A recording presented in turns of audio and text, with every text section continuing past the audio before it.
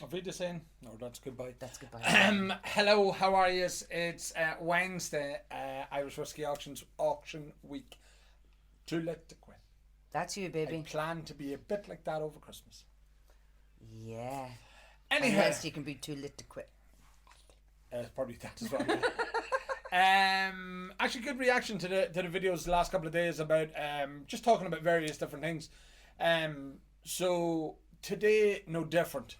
We're going to talk about premium, uber premium, ultra premium, Fancy. fancy Whiskey. whiskey.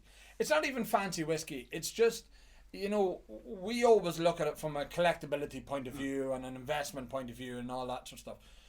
So again, the question always asks, what are we doing? And just before we done the video, I actually looked at one of the main auction houses in the UK, so a whiskey auctioneer, biggest one. They do about 8,000 bottles, 9,000 bottles, up to 10,000 bottles a month. Absolutely phenomenal. Fair dues to them. They're going since 2013. But the top four bottles alone, and I just have them written down there. So the top four bottles, 157,000. So that's just for four bottles on their own. There was the Macallan 1950, a Kurosawa 1965, a Bowmore 61, and a Brora 72. And the reason why I want to talk about them is we don't have anything like that. I mean, people always ask us, oh, is the bubble going to burst? Is this, is that, is the other? The truth of the matter is we're only getting started. We are genuinely only getting started. When Irish whiskey really comes into its own, when we've got multiple distilleries with aged stock and all that sort of stuff, everybody started from scratch in 2012. The only ones that had an advantage is Middleton and Bushmills. Cooley did too, but Cooley never, Cooley was never able to capitalise on its age statement stuff. Some fantastic stuff, and that's what leads us to Dahi O'Connell's Bill Phil's and his age statement, the 20-year-olds and all that sort of stuff. The Dunvilles. So all the age statement whiskey that we're going is more or less all coming out of Cooley, with some of the stock coming from Bushmills previously. Yes. So Bushmills this week launched, or last week launched, a 44-year-old whiskey. That's probably one of the oldest whiskies they've ever put out. It is the oldest whiskey they've ever put out. It is, yeah. The oldest Irish whiskey at the minute is this year's Silent Distillery, which is a 48-year-old. But that's it. There's only a few bottles. Whereas, as I say, with the UK stuff, there's just so much of it. And it's coming from all over. You've got the aged stock from Japan, you've got the aged stock from Scotland, and you've got some older stuff from America, not so much, but it's just hype at another level. So, we're only getting started. We're going to get good. We're only going to get better. So, is now the time to buy? Is now the time we'll look at this stuff and say, I think the Macallan, the 1950 Macallan, was 50,000 on its own. So again, should we be buying something now like a premium whiskey, like the Silence or the Pearls or something else? Is that going to be our €50,000 whiskey, €100,000 whiskey? What's the Silence going to end up at? Ultimately, there's only 40 of them. What's them Bushmills going to end up at? There's only 40 of them in the world. 44-year-old single malt. So swing ahead. I have to talk about the big one in the middle first. It's just stunning. It is absolutely stunning. It's a Bowmore 1969 Vault collection. It's part of the Vault collection from Bowmore. They've done a few different annual yearly ones, and this is the 1969. It is just the attention to detail. The bottle numbers up here on the top on the neck. Just the wood, the cabinet itself is actually made by John Galvin. So John is famous for making our Silent Distilleries cabinets as well. So, but this is the workmanship in this, the weight of it. It is substantial, but the notching and the pitting and everything else, it is just a gorgeous piece. And then it's inlaid with like a copper, and then the bottle sits on its pedestal there in the middle of it. There's information. There's a lovely. You didn't see this. You slide it out. I actually tried to photograph it yesterday, but it's quite difficult to photograph. So it's a bit of the wood, but with stainless steel, and then all the tasting notes and the notes about the bottle itself on the inside there, and that just sits on the inside. But that's not probably it all. Just leave that there for a minute. I'll put it back. That's not at all, Kitty. So behind you, this is the rest of what comes with that. So it comes in a big bag, Bowmore, 1969.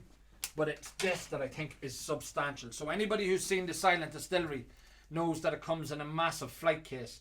But this flight case is just another level. So again, you've two snap-down clasps on the top. You can see the detail in there on the front. And then when you open it up, it's where the bottle sits separately. The cabinet sits in there. Even the foam has it indented into it.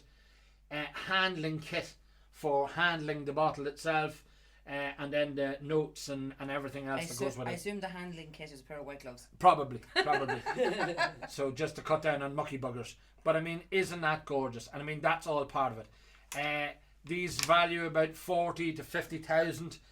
I think they're cheap. I think they're going to go on as well. Just gorgeous. It's a stunning bit of kit. So that's Bowmore. That's Scotland. But when I was talking about it, I sort of say, well, what's our Bowmores? What's our famous whiskies? So here we've got one of the Pearls. And I think this is a perfect example of what it is. This bottle had not even been opened.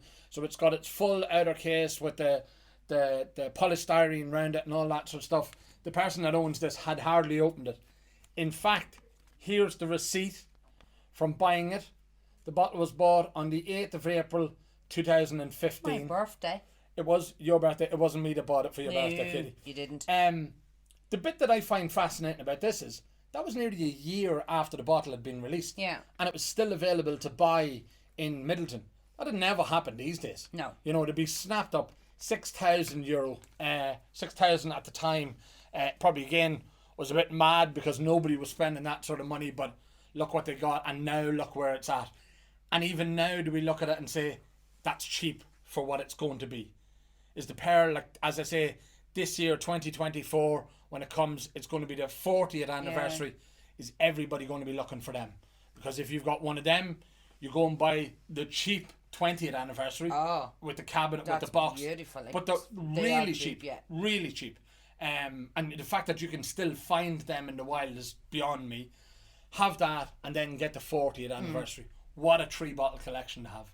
You know, and again, we're seeing an awful lot of that now with people as well. They're consolidating their collections. So they might have 100 bottles, but the 100 bottles are only worth, but they're worth €10,000. Yeah.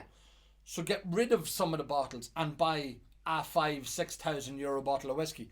And it's a great way of, one, saving space, but two, solidifying your investment. That is because true. they are going to kick on more. And I think there's a lot more growth in the premium stuff than you know, the little scraps that you get from a dream cask or something like that. I just hope that when they do the 40th anniversary bottling, and now I'm all for eco and I'm all for that, but I hope that they don't go down that road for the packaging of the 40th anniversary.